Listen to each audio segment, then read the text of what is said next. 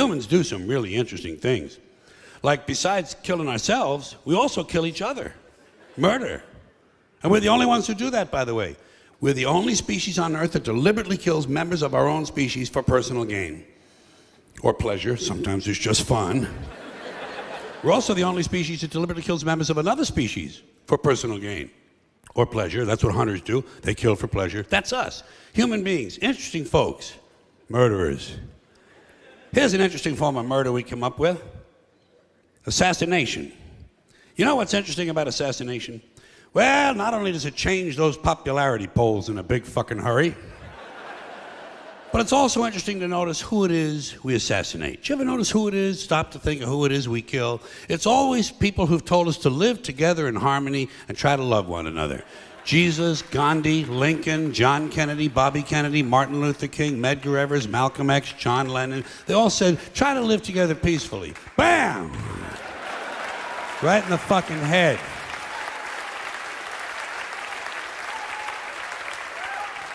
Apparently, we're not ready for that. Yeah, that's difficult behavior for us. We're too busy sitting around trying to think up ways to kill each other. Here's one we came up with. It's efficient, too. Genocide, you know? Killing large numbers of people simply because they don't look like you, they don't talk like you, and they don't have the same kind of hats you do.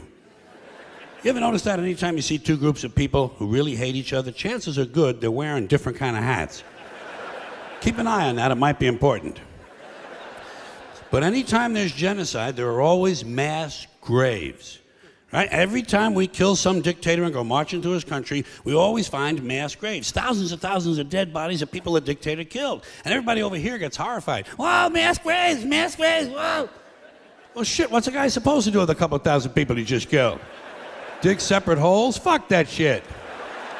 It's labor intensive. Get real.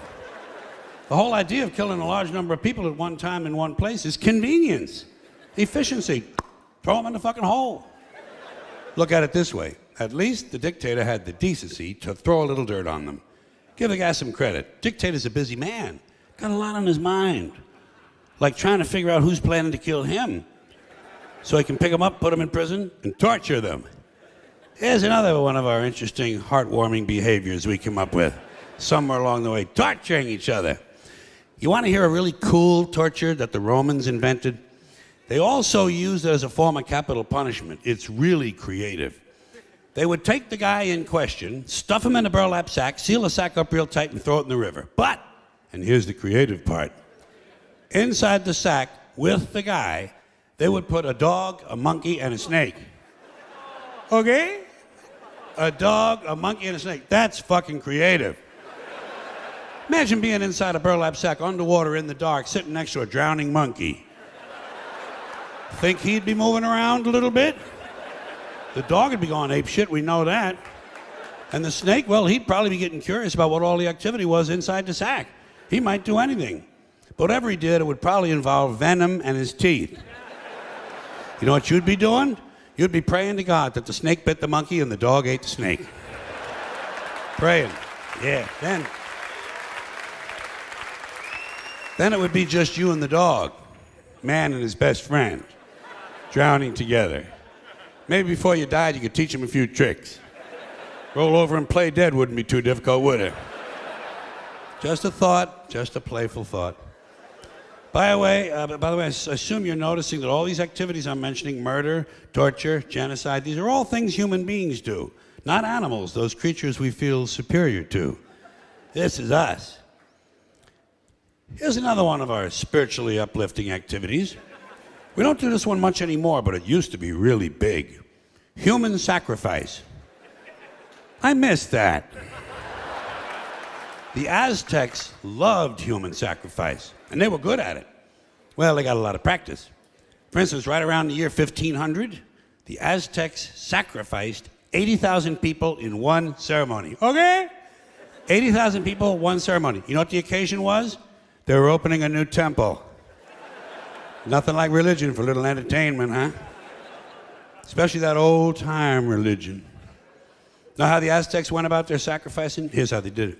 They would do it right out in public, right in front of everybody, big town, beautiful city square, 20, 30,000 people looking on. They would take the guy, lay him on an altar, cut his chest open, pull his heart out, and hold it up in the air while it was still beating. Got that?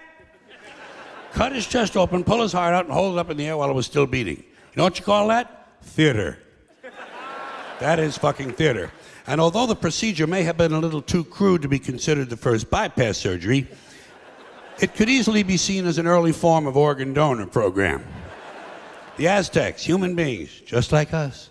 Not too long ago, 500 years, Columbus had already landed. This is just south of here, Mexico.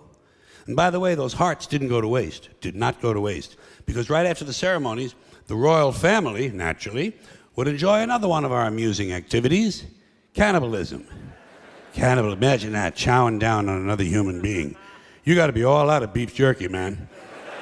You gotta be really fucking hungry. But it happens, doesn't it? It still happens to this day. Bunch of people stranded in the wilderness, run out of Pop-Tarts, gotta eat something. Might as well be Steve. And how do you decide who to eat first? How do you decide who's first on the barbecue rack? Do you pick on the little guy because he's skinny and he can't fight back? Or do you all gang up on the bodybuilder because he got a lot of steaks and chops on him? These are things human beings have to consider. One more of these charming diversions of ours, necrophilia.